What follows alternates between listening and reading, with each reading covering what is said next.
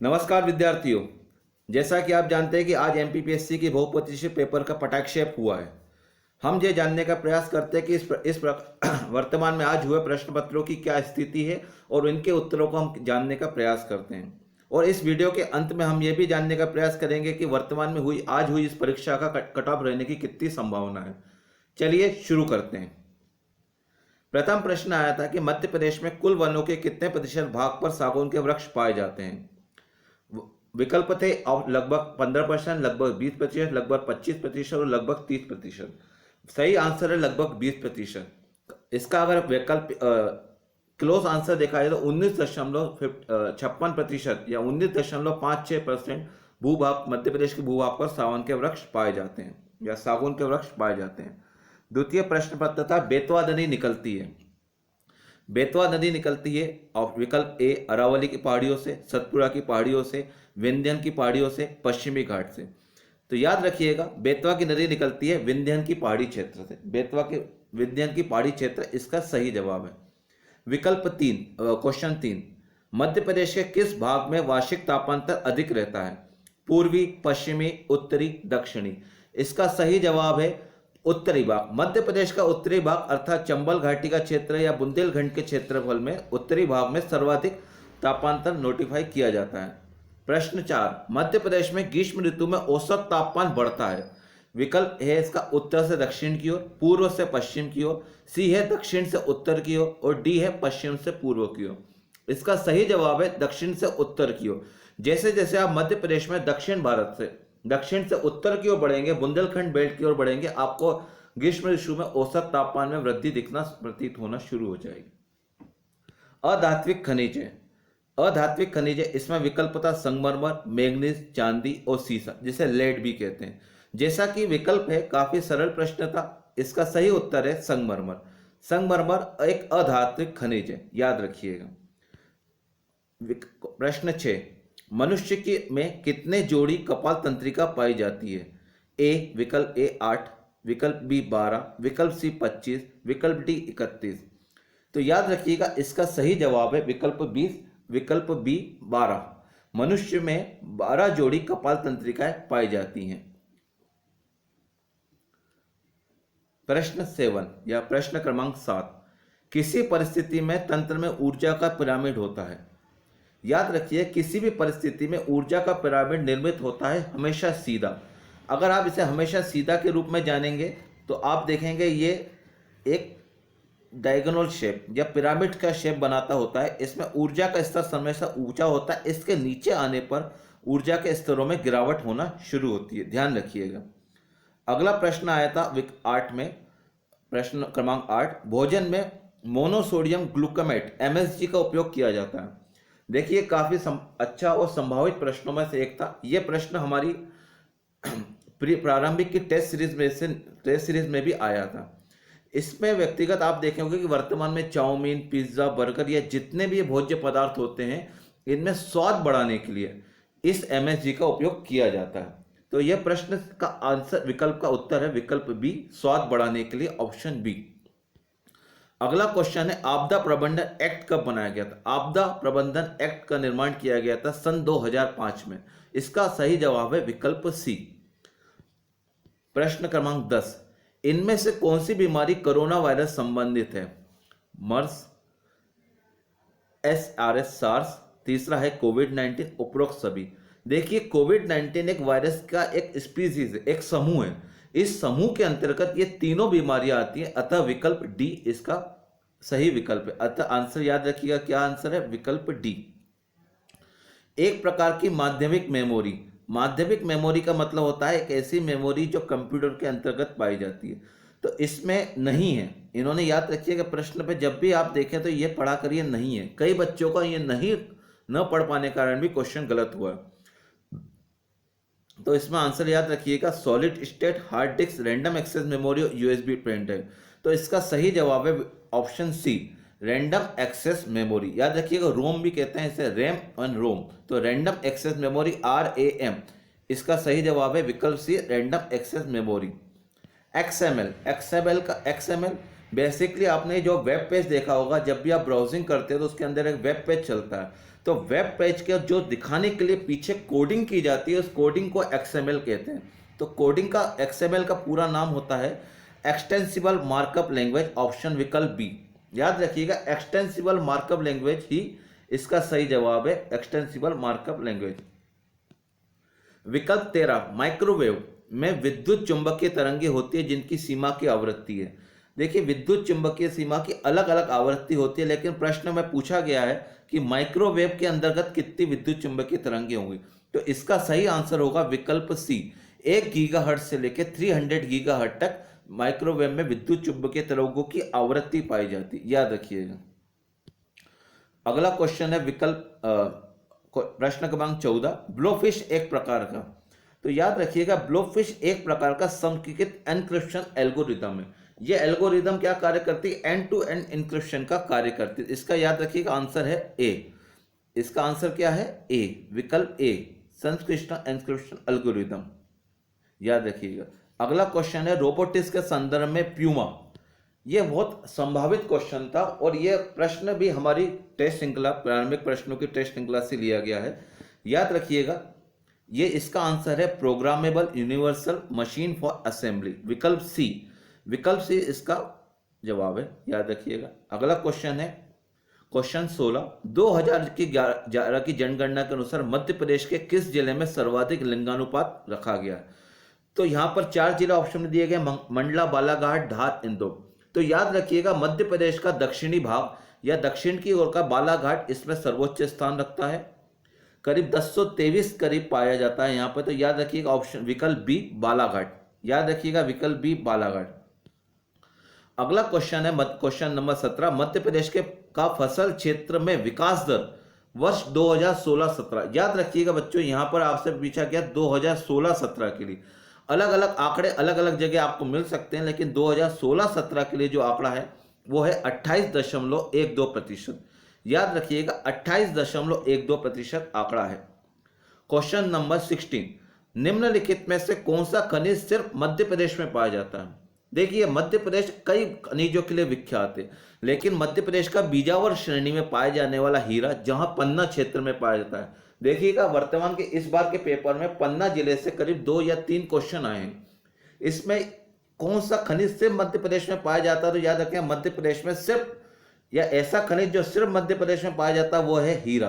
तो इसका आंसर क्या है? विकल्प सी, हीरा। याद रखिएगा, इसका आंसर क्या है? विकल्प सी, हीरा।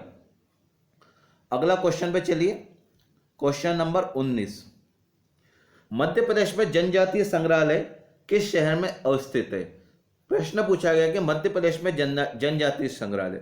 तो मध्य प्रदेश का जनजातीय संग्रहालय भोपाल में स्थित है। मध्य प्रदेश का जनजातीय संग्रहालय कहां पर स्थित है? जी, कहां पर स्थित है? भोपाल। मध्य प्रदेश की राजधानी भोपाल में ही मध्य प्रदेश का जनजातीय संग्रहालय स्थित है, याद रखिएगा। अगला क्वेश्चन, क्वेश्चन नंबर 20, आकांक्षा योजना संबंधित है। देखिए, आकांक्षा योजना मध्य प्रदेश की एक महत्वाकांक्षी योजनाओं में से एक है। इस योजना के अंतर्गत प्रारंभ किया गया था कि जनजातीय क्षेत्र, जनजातीय विद्यार्थी, शेड्यूल्ड ट्राइब्स स्टूडेंट को प्रतिस्पर्धात्मक कोचिंग देने के लिए, कोचिंग देना, वो उसके लिए उन्हें फीस भी उपलब्ध कराने संबंधित था। तो ये आकांक्षा योजना संबंधित है, आकांक्षा योजना संबंधित है, याद रखिएगा, अनुसूचित जनजाति छात्रों को प्रतिस्पर्धात्मक परीक्षाओं हेतु कोचिंग देने के लिए। अतः इसका जवाब है विकल्प ए, सही उत्तर है ऑप्शन ए, याद रखिएगा। अगला क्वेश्चन जो मैंने आपसे पूछा था कि मध्य प्रदेश का पन्ना जिला किस खनिज के लिए प्रसिद्ध है। देखिए, इसी से पहले हमने एक क्वेश्चन में डिस्कशन किया था कि मध्य प्रदेश में एकमात्र खनिज कौन सा पाया जाता है। इसी से संदर्भित यह प्रश्न आया है कि मध्य प्रदेश का पन्ना जिला किस खनिज के लिए प्रसिद्ध है। तो याद रखिएगा, मध्य प्रदेश का पन्ना जिला हीरा, विकल्प डी, हीरा खनिज के लिए प्रसिद्ध है। मध्य प्रदेश का पन्ना क्षेत्र हीरा के लिए प्रसिद्ध है। अगला क्वेश्चन पे आइए, चंबल नगर सिंचाई परियोजना संबंधित है। चंबल नहर सिंचाई परियोजना बेसिकली, चंबल एक सहायक नदी है यमुना की, अतः चंबल नगर सिंचाई परियोजना संबंधित है यमुना बेसिन से। विकल्प सी इसका सही आंसर है, याद रखिए, विकल्प सी, यमुना बेसिन चंबल नहर सिंचाई परियोजना संबंधित है। जवाहर सागर जल विद्युत परियोजना किस नदी पर स्थित है? बहुत अच्छा क्वेश्चन है और काफी बार अलग अन्य एग्जामों में यह प्रश्न आ चुका है। तो याद रखिएगा, जवाहर सागर जल विद्युत परियोजना मध्य प्रदेश की चंबल नदी संबंधित, इसका विकल्प है बी, जवाहर सागर जल विद्युत परियोजना मध्य प्रदेश के चंबल नदी से संबंधित है, विकल्प है बी। अगले प्रश्न पे आइए, मध्य प्रदेश की प्रमुख फसल कौन सी है? मध्य प्रदेश की प्रमुख फसल है गेहूं। मध्य प्रदेश के प्रमुख फसलों में सर्वाधिक प्रमुख फसल है गेहूं। याद रखिएगा, मध्य प्रदेश का मालवा का बेल्ट और वो नर्मदा एरिया का बेल्ट इसके लिए प्रसिद्ध है। तो मध्य प्रदेश की प्रमुख फसल कौन सी है? गेहूं। याद रखिएगा। अगला क्वेश्चन नंबर 25, निम्न में से कौन एक फसल व्यापारिक नहीं है? याद रखिएगा, कौन सी फसल व्यापारिक नहीं है? तो व्यापारिक नहीं है तो इसका जवाब होगा बाजरा। याद रखिएगा, आंसर क्या है? बाजरा। क्योंकि आप देखते हैं गन्ना एक व्यापारिक वाणिज्यिक फसल है। व्यापारिक का मतलब होता है जो फसल से व्यापार क्रय विक्रय करने के लिए उपलब्ध है। तो व्यापारिक तो कौन सी है? गन्ना, कपास, केला, तीनों व्यापारिक फसल है। लेकिन बाजरा एक खाद्यान्न फसलों में आती है, इसलिए बाजरा व्यापारिक फसलों में नहीं आएगी। इसका आंसर होगा ऑप्शन विकल्प डी। अगला क्वेश्चन है, निम्नलिखित राज्यों उससे संबंधित मुख्यमंत्रियों का मिलान करें जो भारत के प्रधानमंत्री बने। राज्यों का मुख्य मिलान करें जो भारत के प्रधानमंत्री बने। विकल्प A PV Narasimha Rao, B Morarji Desai, C H D Deve Gowda, D Charan Singh, ई नरेंद्र मोदी। याद रखिए, अगर आप विकल्प ई के तरह चलना प्रारंभ करेंगे तो ई का नरेंद्र मोदी आते थे गुजरात से, तो आप देखोगे विकल्प 3 चारों जगह आपको ऑप्शन में मिलेगा। फिर आप उसके बाद विकल्प ए पे चलिए, पीवी नरसिम्हा राव अविभाजित आंध्र प्रदेश से निकले थे। तो जब आप विकल्प 2 का चयन करते हैं तो अपने आप आंसर आपको मिलता है विकल्प डी। तो याद रखिएगा, इसका प्रश्न का आंसर है विकल्प डी। ठीक है, विकल्प डी इस प्रश्न क्रमांक 26 का आंसर है। 27, भारत के सर्वोच्च न्यायालय में निम्नलिखित में से किस प्रकार के न्यायाधीशों की नियुक्ति की जा सकती है? तदर्थ न्यायाधीश और अतिरिक्त न्यायाधीश। देखिए, सिर्फ भारत के सर्वोच्च न्यायालय में तदर्थ न्यायाधीश ही होते हैं। अतिरिक्त न्यायाधीशों का कहीं पर भी विवरण हमें मिलता नहीं है। इसलिए इसका आंसर है ए, विकल्प ए इसका सही विकल्प है। 1 सही है और 2 गलत है। अगला क्वेश्चन है क्वेश्चन नंबर 28, निम्नलिखित में से कौन सा केंद्रीय सार्वजनिक क्षेत्र का उद्यम सीपीएसई भारत सरकार के लोक उद्यम विभाग द्वारा सूचीबद्ध महारत्न की श्रेणी में नहीं आता है? प्रश्न में पूछा गया है कि दिए विकल्पों में दिए गए उद्योग महारत्नों की श्रृंखला में नहीं आते। तो इसमें देखिए, इसका एक आंसर है विकल्प डी, ऑयल इंडिया कॉरपोरेशन महारत्नों की श्रेणी में नहीं आता है। बाकी दिए गए तीनों उद्योग महारत्नों की श्रेणी में आते हैं। अगला क्वेश्चन है विकल्प क्वेश्चन नंबर 29, क्वेश्चन नंबर 29, वित्तीय क्षेत्र के मूल्यांकन समिति committee on financial sector assessment की सह अध्यक्षता किसके द्वारा की जाती है? देखिए, ये काफी महत्वपूर्ण प्रश्न है। ये प्रश्न हमारे प्रारंभिक परीक्षा टेस्ट श्रृंखला में भी था। इसका सही जवाब है विकल्प बी। इसका सही जवाब है विकल्प B, Reserve Bank of India के डिप्टी गवर्नर और भारत सरकार के वित्तीय सचिव की सह अध्यक्षता में यह कमेटी का गठन होता है। अगला क्वेश्चन है, गैर बैंकिंग वित्तीय company NBFC non banking financial corporation companies के लिए लोकपाल योजना 2018 को किस दिनांक को भारतीय रिजर्व बैंक द्वारा प्रभावी रूप से पेश किया गया? तो इसका सही जवाब है विकल्प डी। क्या जवाब है? विकल्प डी, 23 फरवरी 2018 को एनबीएफसी के लिए लोकपाल योजना को प्रारंभ किया गया था। याद रखिए, कब किया गया? 23 फरवरी 2018 को। प्रश्न क्रमांक 31, फरवरी 2021 में किस पड़ोसी देश में सेना द्वारा तख्ता पलट किया गया? काफी समसामयिक, काफी महत्वपूर्ण प्रश्न है। इसका आंसर है विकल्प D, Myanmar. Option D, Myanmar. Myanmar Bharat का एक पड़ोसी देश है। यहां पर इस समय सैनिक शासन लगा हुआ है, तो इसका आंसर है डी।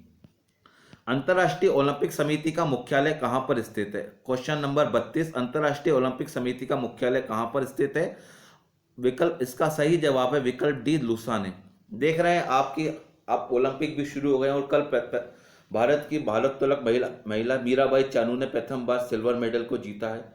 तो इससे ये प्रश्न संभावित था कि ओलंपिक से जुड़ा कोई ना कोई प्रश्न आए, इसी के लिए यह प्रश्न यहां पर आया है। अंतर्राष्ट्रीय ओलंपिक समिति का मुख्यालय कहां पर स्थित है? लुसाने। किस भारतीय महिला ने व्यक्तिगत खेल में सर्वप्रथम ओलंपिक का पदक जीता था? कर्नल मल्लेश्वरी। याद रखिएगा, कर्नल मल्लेश्वरी, विकल्प ए। इन्होंने सिडनी ओलंपिक में, कौन से ओलंपिक में? सिडनी ओलंपिक में यह पदक जीता था। याद रखिए, कर्नल मल्लेश्वरी ने यह पदक जीता था। विकल्प 34, मध्य प्रदेश शासन द्वारा खेल प्रशिक्षकों को प्रदत्त किए जाने वाला निम्न में से कौन सा पुरस्कार सर्वोच्च है। प्रश्न यह है कि मध्य प्रदेश शासन द्वारा खेल प्रशिक्षकों या खेल कोच को कौन सा पुरस्कार दिया जाता है, वो सर्वोच्च श्रेणी में आता है। तो इसका विकल्प है विकल्प डी विश्वामित्र पुरस्कार। कौन सा पुरस्कार? विश्वामित्र पुरस्कार, याद रखिएगा। अगला प्रश्न 35, प्रश्न क्रमांक 35, खेल एवं युवा कल्याण विभाग द्वारा स्थापित मध्य प्रदेश राज्य तीरंदाजी अकेडमी कहाँ पर स्थित है? मध्य प्रदेश राज्य तीरंदाजी अकादमी जबलपुर में स्थित है। इसका निर्माण 2013 में किया गया था। याद रखिएगा, मध्य प्रदेश तीरंदाजी अकेडमी कहाँ पर स्थित है? जबलपुर में स्थित है। प्रश्न क्रमांक 36, निम्नलिखित कथनों पर विचार करिए। नियंत्रक महालेखा परीक्षक CAG कंट्रोल ऑडिटर जनरल का कर्तव्य होता है कि वो उन सभी प्राप्तियों की लेखा परीक्षा करें जो भारत की संचित निधि में संदेह है। नियंत्रण महालेखा परीक्षक को संघ या किसी राज्य के किसी कार्यालय या विभाग में रखे गए भंडारों या स्टॉकों के लेखांकन की लेखा परीक्षा करने या उसकी बाबत रिपोर्ट देने का प्राधिकार है। सही विकल्प का चुनाव करिए। देखिए, उपरोक्त दिए गए या ऊपर दिए गए दोनों विकल्प सही हैं, अतः हमारा आंसर होगा विकल्प बी। 1 तथा 2 दोनों सत्य हैं। नियंत्रण महालेखा परीक्षक का कर्तव्य भी संविधान में दिए गए हैं तथा उसके कार्य प्रणाली को भी दोनों कथन संतुष्ट करते हैं। प्रश्न है, नीति आयोग का प्रथम उपाध्यक्ष। देखिए बच्चों, ध्यान रखिए, प्रथम उपाध्यक्ष पूछा गया। कई बच्चों ने यहाँ पर राजीव कांत या राजीव कुमार को माना है, कई ने अमिताभ कांत को माना, लेकिन नीति आयोग जब इसका निर्माण हुआ तो इसके प्रथम उपाध्यक्ष थे अरविंद पनगड़िया साहब। तो इसका आंसर है विकल्प सी, अरविंद पनगड़िया। प्रश्न क्रमांक 38, राज्य मानवाधिकार आयोग के अध्यक्ष और सदस्यों की नियुक्ति के नामों की सिफारिश करने वाली समिति में कौन शामिल नहीं होता है? याद रखिए, यहाँ पर एक विकल्प देखिए, शामिल नहीं होता है। तो देखिए, जब भी मुख्य राज्य मानवाधिकार आयोग के अध्यक्ष के लिए समिति का निर्माण करता है, उसमें मुख्यमंत्री, विधानसभा का अध्यक्ष और गृह मंत्रालय के प्रभारी शामिल होते हैं। अतः इसका सही जवाब है विकल्प डी, राज्यपाल। राज्यपाल किसी भी इस प्रकार की कमेटी का सदस्य नहीं होता है। अगला क्वेश्चन है क्वेश्चन नंबर 39, राष्ट्रीय हरित न्यायाधिकरण के किसी भी निर्णय से व्यथित कोई व्यक्ति सर्वोच्च न्यायालय में अपील कितने दिनों के भीतर दायर कर सकता है? एनजीटी, यह प्रश्न एनजीटी संबंधित है, जो आयोग जुड़े हैं, जो इकाई 10 यूनिट 10 में जोड़ा गया आयोग है, वहां से संबंधित यह प्रश्न है। इसका सही जवाब है डी, 90 दिन। ऑप्शन डी, 90 दिन के अंतर्गत कोई भी व्यक्ति सर्वोच्च न्यायालय में एनजीटी के खिलाफ अपील कर सकता है। अगला क्वेश्चन है, राज्य खाद्य आयोग की स्थापना किस कानून के अंतर्गत होती है? तो याद रखिएगा, राष्ट्रीय खाद्य सुरक्षा अधिनियम 2013, राष्ट्रीय खाद्य सुरक्षा अधिनियम 2013 के अंतर्गत राष्ट्रीय खाद्य आयोग की स्थापना की गई है। अगला क्वेश्चन है, भोपाल राज्य के संस्थापक कौन थे? भोपाल एक काफी पुराना राज्य है, जो एक स्वतंत्र रियासत के रूप में मध्य प्रदेश में स्थित था। प्रारंभ में ये सीहोर के प्रारंभ में इसे पार्ट सी के अंतर्गत भी रखा गया था। भोपाल राज्य के मूल संस्थापक दोस्त मोहम्मद खां हैं। कौन है जी? दोस्त मोहम्मद खां। विकल्प ए, दोस्त मोहम्मद खां हैं। प्रश्न 41, भोपाल राज्य के मूल संस्थापक कौन थे? भोपाल राज्य के मूल संस्थापक थे दोस्त मोहम्मद खां। याद रखिएगा, भोपाल राज्य के मूल संस्थापक कौन थे? दोस्त मोहम्मद खां थे। अगला क्वेश्चन नंबर 42 या 42, राजा वीर सिंह देव की राजधानी कहाँ थी? राजा वीर सिंह देव की राजधानी गहोरा। राजा वीर सिंह देव की राजधानी विकल्प बी थी, गहोरा। याद रखिएगा, राजा वीर सिंह देव की राजधानी गहोरा थी। मांडू विजय दक्षिण विजय की कुंजी थी, यह किसने कहा था? याद रखिए, मांडू विजय को दक्षिण विजय कुंजी अमीर खुसरो ने कहा था। अमीर खुसरो ने अपनी पुस्तक में मांडू विजय को दक्षिण भारत की प्रवेश कुंजी या प्रवेश द्वार के रूप में बताया है। भीमबेटका किसके द्वारा खोजा गया था? यह काफी बार मध्य प्रदेश की कई प्रतियोगिता परीक्षाओं में पूछा गया क्वेश्चन है। इसका सही जवाब है विकल्प सी, डॉक्टर विष्णुधर वाकणकर। डॉक्टर विष्णुधर वाकणकर ने भीमबेटका की खोज की थी। चलिए क्वेश्चन नंबर 45, मध्य प्रदेश में सर्वाधिक पाई जाने वाली जनजाति कौन सी है? मध्य प्रदेश में सर्वाधिक पाई जाने वाली जनजाति भील जनजाति है। मध्य प्रदेश में सर्वाधिक पाई जाने वाली जनजाति कौन सी है? मध्य प्रदेश में सर्वाधिक पाई जाने वाली जनजाति भील जनजाति। याद रखिएगा, मध्य प्रदेश में सर्वाधिक पाई जाने वाली जनजाति विकल्प सी भील जनजाति है। अगला क्वेश्चन है सूची मिलाइए। देखिए यहाँ पर सूची मिलाने का प्रयोग किया गया। सूची मिलाने का प्रश्न है जिसमें घास के मैदानों और उसके वो घास के मैदान किस महाद्वीप पर पाए जाते हैं, इस विषय में चर्चा की गई। तो मैं आपको सीधा उत्तर से ही चर्चा करूंगा। स्टेपिस रूस के महाद्वीपों या देश में पाया जाता है। दूसरा क्वेश्चन था प्रेरिस संयुक्त राज्य अमेरिका में पाए जाते हैं घास के मैदान। ऑप्शन सी है वेल्ड्स। तो वेल्ड्स पाए जाते हैं दक्षिण अफ्रीका में और डाउन्स पाए जाते हैं ऑस्ट्रेलिया में। इस प्रकार आप देखेंगे तो विकल्प होगा विकल्प सी 3 1 2 4। तो इसका सही जवाब है विकल्प सी। क्वेश्चन क्रमांक 50। दो कथन दिए गए, इन दो कथनों में से आपको सही कथन का चयन करना है। प्रश्न है पंजाब हरियाणा उत्तर प्रदेश भारत में प्रमुख गेहूं उत्पादक राज्य हैं। बिल्कुल सही बात है, क्योंकि हरित क्रांति भी यहीं से शुरू हुई थी और हरित क्रांति का मुख्य घटक गेहूं ही था। कारण है सुअपवाहित उर्वर भूमि। बिल्कुल सही बात है। शीतकाल में 100 से 150 डिग्री तक तापमान एवं लगभग 75 सेंटीमीटर औसत वार्षिक वर्षा गेहूं के उत्पादन के लिए आवश्यक है। बिल्कुल सही बात कही गई है यहाँ पर। अतः इसका विकल्प ए इसका सही जवाब होगा। याद रखिएगा, विकल्प ए इसका सही जवाब होगा। अगला क्वेश्चन आते हैं क्वेश्चन नंबर 51। पद्मश्री भूरीबाई किसके लिए प्रसिद्ध है? याद रखिए पद्मश्री भूरीबाई, इसी बार इन्हें पद्मश्री पुरस्कार सम्मानित किया गया है और ये एक काफी चित्रकार है। तो ये इनका विकल्प ए चित्रकार होगा। याद रखिए चित्रकारी से संबंधित है। प्रश्न क्रमांक 52 या 52। कैलाश सत्यार्थी का जन्म मध्य प्रदेश के किस जिले में हुआ है? तो याद रखिए कैलाश सत्यार्थी का जन्म विदिशा जिले में हुआ था। बचपन बचाओ आंदोलन से ये जुड़े हुए थे। कैलाश सत्यार्थी का जन्म विदिशा जिले में हुआ था। 750 megawatt solar power plant Madhya Pradesh के किस जिले में स्थित है? यह समसामयिक जुड़ा हुआ मध्य प्रदेश का बहुप्रचलित प्रश्न है। इसका सही जवाब है रीवा। अभी हाल ही में रीवा में प्रधानमंत्री नरेंद्र मोदी जी के द्वारा इसका उद्घाटन भी किया गया था, ये सोलर पावर प्लांट। याद रखिएगा।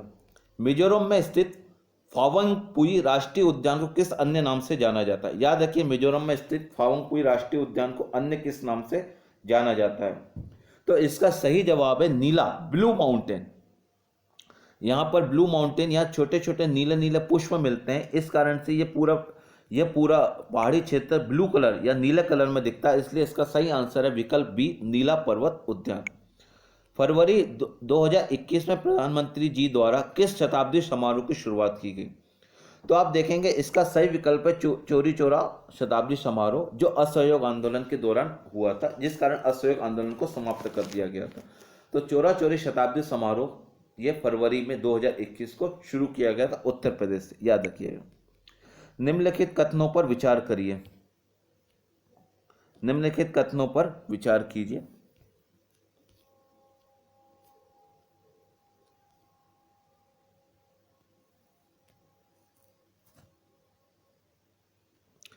हाँ जी, निम्नलिखित कथनों पर विचार कीजिए। भारत के निर्वाचन आयोग में के मुख्य निर्वाचन आयुक्तों को उच्चतम न्यायालय के न्यायाधीश के वेतन बराबर वेतन व संविदा प्रदान किया जाता है। बिल्कुल ठीक बात है।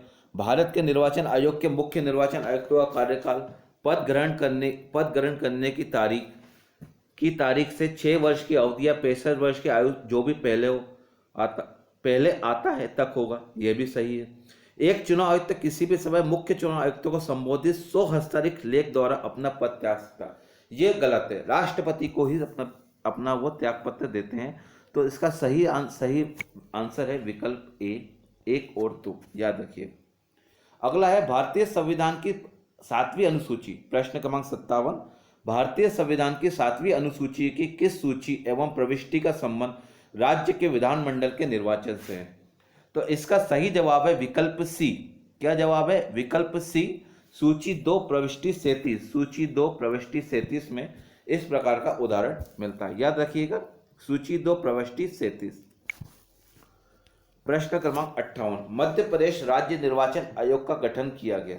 मध्य प्रदेश राज्य निर्वाचन आयोग का गठन करने की तिथि है, मध्य प्रदेश राज्य निर्वाचन आयोग का गठन करने की तिथि है 1 फरवरी 1994। 1 फरवरी 1994 को मध्य प्रदेश निर्वाचन आयोग का गठन किया गया था। याद रखिएगा। क्वेश्चन नंबर 59 दो से अधिक राज्यों के लिए एक संयुक्त राज्य लोक सेवा आयोग की स्थापना की जा सकती है। विकल्प ए, यदि संबंधित राज्य इस संबंध में करार करते हैं। बिल्कुल सही बात है, राज्य करार करना आवश्यक है। संसद विधि द्वारा संयुक्त राज्य लोक सेवा आयोग की नियुक्ति करती है। विकल्प सी, इसका याद रखिए, विकल्प सी, इसके दोनों ऑप्शन सही है, विकल्प ए तथा विकल्प डी दोनों सही उत्तर है, याद रखिएगा। क्वेश्चन नंबर 60, किस प्रावधान के अंतर्गत मध्य प्रदेश लोक सेवा आयोग का गठन किया गया है? ये काफी जटिल प्रश्न था, इसके लिए आपको पुनर्गठन अधिनियम जानने की आवश्यकता होगी। आपका सही जवाब है राज्य पुनर्गठन अधिनियम 1956 धारा 118 सब क्लॉज 2, सब क्लॉज 2 के अंतर्गत यह गठन किया गया था, याद रखिएगा। राष्ट्रीय कवि बाल कवि बैरागी जी का वास्तविक नाम क्या था? बैरागी जी मंदसौर जिले से आते थे, वो इनका वास्तविक नाम नंदराम दास था, याद रखिए, इनका वास्तविक नाम नंदराम दास था। क्वेश्चन नंबर 62, सात सागर नौ नारायण वो 84 महादेव की परिक्रमा मध्य प्रदेश के किस नगर में संपन्न होती है? तो इसका सही जवाब है मध्य प्रदेश का उज्जैन शहर। मध्य प्रदेश के उज्जैन शहर में ये सब प्रकार की परिक्रमाएं, वो नौ नारायण, वो 84 महादेव का मंदिर स्थित है, याद रखिएगा। राजा भोज के किस कवि ने जैन धर्म अपना लिया था? याद रखिए, इस विकल्प का सही उत्तर है विकल्प डी, कवि धनपाल, जिन्होंने जैन धर्म को अपना लिया था। और कहा भी जाता है कि राजा भोज को जैन धर्म अपनाने के लिए इन्होंने काफी प्रोत्साहित भी किया था। प्रश्न क्रमांक 64, विश्व प्रसिद्ध पर्यटन स्थल सांची का प्राचीन नाम यह भी था। इसका सही नाम है काकणाम, याद रखिएगा, काकणाम इसका सही है, काक बेटा भी कहते हैं कहीं कहीं जगह, याद रखिएगा। प्रश्न क्रमांक 65, टांटिया भील या टंटिया भील का वास्तविक नाम क्या था? तो इनका वास्तविक नाम था टांटिया भील, याद रखिए, इनका वास्तविक नाम था Tantia Bhil. Question number 66, genetic code की विशिष्ट विशेषताएं। यह प्राय सार्वत्रिक होता है, बिल्कुल सही बात है। यह 3 न्यूक्लियोटाइड शार्कों से बना होता है, बिल्कुल यहाँ भी सही बात है। और 20 अमीनो एसिड या अमीनो अम्लों के संगत होता है, बिल्कुल सही बात है, 20 अमीनो एसिड इसमें होते हैं। यह अंतिव्यापी, गैर अस्पष्ट एवं कोमा रहित होता है, बिल्कुल सही बात है। इसमें एक प्रारंभन एवं एक समापन कोडॉन होता है, यह भी सही बात है। इस हिसाब से इसका सही विकल्प है विकल्प डी, याद रखिए, विकल्प डी है, इसका सभी विकल्प सही है, याद रखिएगा। अगला क्वेश्चन है, राष्ट्रीय विषाणु विज्ञान संस्थान कहाँ पर स्थित है? तो भारत की राष्ट्रीय विषाणु विज्ञान संस्था पुणे में स्थित है। राष्ट्रीय विषाणु विज्ञान संस्था पुणे में स्थित है, याद रखिएगा। प्रश्न क्रमांक 68, भारत ने किस देश के साथ नीली अर्थव्यवस्था समुद्री संसाधन पर सतत विकास हेतु साझेदारी के लिए टास्क फोर्स निर्माण की घोषणा की है? तो इसका सही जवाब है नॉर्वे। नॉर्वे के साथ ब्लू इकोनॉमी या नीली अर्थव्यवस्था के लिए भारत ने हाल ही में समझौता किया था। आम की नीलम आम का एक प्रकार है और अल्फांसो भी आम का एक प्रकार है। तो यहाँ प्रश्न में पूछा गया कि नीलम और अल्फांसो को क्रॉस करके या संकर किस्म की कौन सी नई किस्म के फल का विकास किया गया? तो इसका सही जवाब है आम्रपाली। किस फल का विकास किया गया? आम्रपाली फल का विकास किया गया। अगला क्वेश्चन है प्रश्न क्रमांक 70, राष्ट्रीय स्वास्थ्य मिशन में जननी सुरक्षा योजना के मुख्य उद्देश्य क्या है? तो राष्ट्रीय स्वास्थ्य मिशन के अंतर्गत जननी सुरक्षा योजना का मुख्य उद्देश्य है माता एवं शिशु की मृत्यु दर को कम से कम करना। याद रखिए, माता एवं शिशु की मृत्यु दर को कम से कम करना इसका एक मुख्य उद्देश्य है। अगला प्रश्न क्रमांक 71, 19वीं शताब्दी के मध्य में भारतीय राष्ट्रवाद भ्रूणावस्था में था। इस तथ्य को मानने वाले इतिहासकार, भारत के प्राचीनतम या भारत के आधुनिक इतिहासकार पर लिखे हुए 2 व्यक्ति, डॉक्टर आर.सी. मुजमदार और डॉक्टर एस.एन. सेन का यह कथन है। याद रखिएगा, विकल्प ए, डॉक्टर आर.सी. मुजमदार और डॉक्टर एस.एन. सेन का यह कथन है। प्रश्न क्रमांक 72 या 72, 1857 में लंदन से प्रकाशित होने वाले समाचार पत्र टाइम्स के संवाददाता कौन थे, जिन्होंने लिखा था उत्तरी भारत में गोरे आदमी की गाड़ी का कोई भी मित्रतापूर्ण दृष्टि से नहीं देखता? यह लिखने वाले थे W.H. रसल। W.H. रसल ने इस प्रकार के कथनों को लिखा था, याद रखिएगा। प्रश्न क्रमांक 73, भारत की आत्मनिर्भर समाज व्यवस्था का वर्णन करते हुए किसने कहा था भारत की ग्राम व्यवस्था छोटे छोटे गणतंत्र में विभाजित है? Called tiny republic. Who called tiny Republic?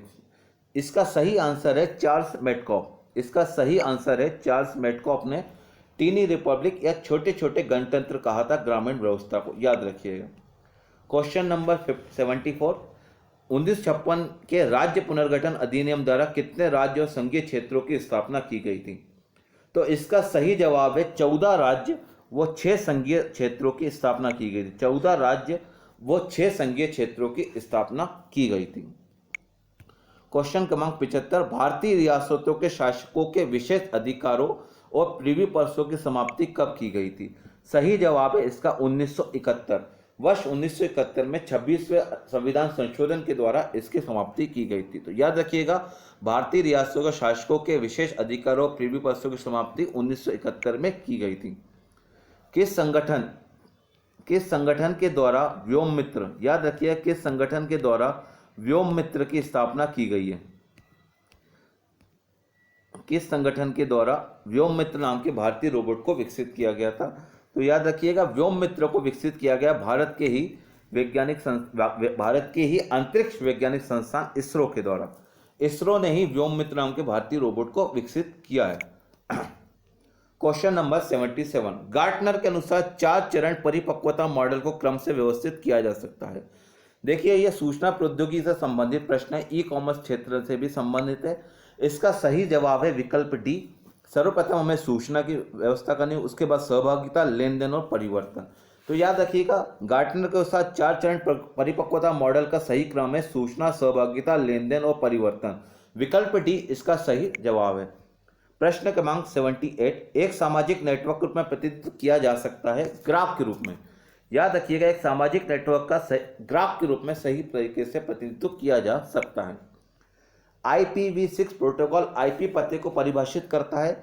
ये 128 बिट में आईपी पते को परिभाषित करता है, जो काफी मजबूत माना जाता है। यह वरीयता को एकत्रित करके उपयोगकर्ताओं के हितों के बारे में स्वचालित पूर्वानुमान बनाने की एक विधि है। बेसिकली यह प्रश्न ई कॉमर्स से लिया गया है। E commerce data management, data mining के क्षेत्र का है। इसका सही जवाब है सहयोगात्मक फिल्टरिंग। सही जवाब है सहयोगात्मक फिल्टरिंग।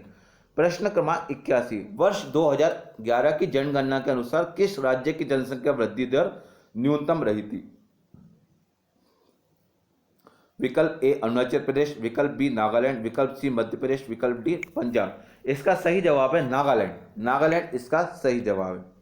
उर्वरक उद्योगों के लिए कौन कच्चा माल नहीं है? याद रखिए, कास्टिक सोडा उर्वरक उद्योग के लिए कच्चा माल का कार्य नहीं करता है। कास्टिक सोडा उद्योगों के लिए कच्चा माल में नहीं आता है। निम्नलिखित में से कौन सा सुमेलित नहीं है? यहां पर आपको प्रश्न क्रमांक में दिया गया था पर्वत, शिखर और महाद्वीप। तो इसका सही जवाब है एल्ब्रूस। एल्ब्रूस पर्वत एशिया में नहीं आता है। प्रश्न क्रमांक 84, 84, सूची 1 और सूची 2 को सही सुमेलित करना था। याद रखिएगा, वाणिज्यिक दूध उत्पादन के लिए डेनमार्क सबसे प्रमुख है। दूसरा है वाणिज्यिक अन्य उत्पादन के लिए अर्जेंटीना, वाणिज्यिक बागानी कृषि के लिए मलेशिया और वाणिज्यिक फल उत्पादन के लिए डेनमार्क। इस प्रकार से विकल्प ए का इसका प्रश्न क्रमांक विकल्प ए सही जवाब है प्रश्न क्रमांक 84 का।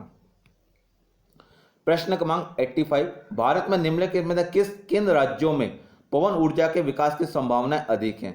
तो इसका सही जवाब है तमिलनाडु और गुजरात। तमिलनाडु और गुजरात दोनों कोस्टल एरिया के क्षेत्र हैं। यहां पर पवन ऊर्जा के विकास की काफी संभावना है।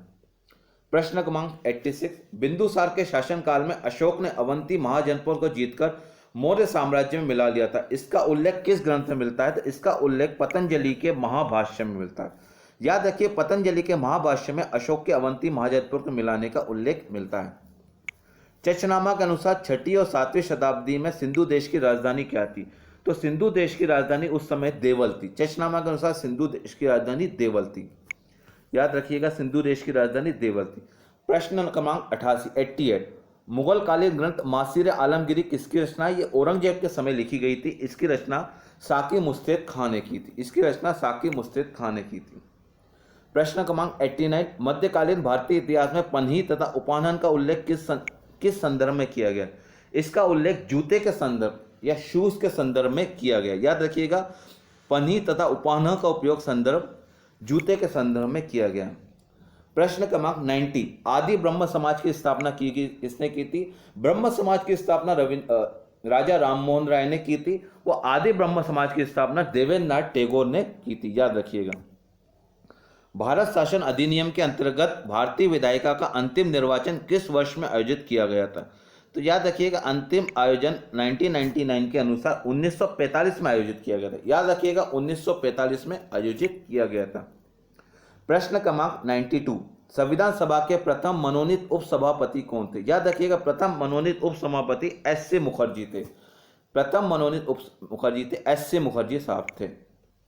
प्रश्न क्रमांक 93, निम्न में से कौन सी अभिव्यक्ति भारत के संविधान के अनुच्छेद 108 के अंतर्गत दोनों सदनों की संयुक्त बैठक आहूत करने की सूचना के संबंध में उचित है?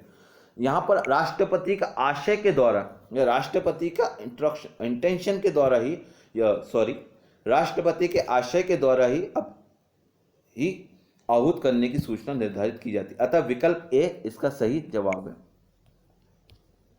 क्वेश्चन नंबर 94, भारत के संविधान का अनुच्छेद 24 जोखिमपूर्ण कार्यों के संबंधित कारखानों में बालकों के नियोजन का निषेध करता है। ऐसा निषेध है, बालकों का पूर्ण तरीके से निषेध किया जाता है। याद रखिएगा, पूर्ण निषेध करने की संकल्पना है।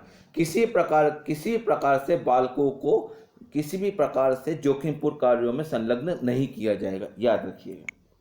प्रश्न क्रमांक 95, भारत के संविधान के अनुच्छेद 368 के संबंध में कौन सा कथन सही है? याद रखिएगा, 24वें संविधान संशोधन अधिनियम 1971 अनुच्छेद 368 का संशोधित किया गया था। यह बिल्कुल सही है।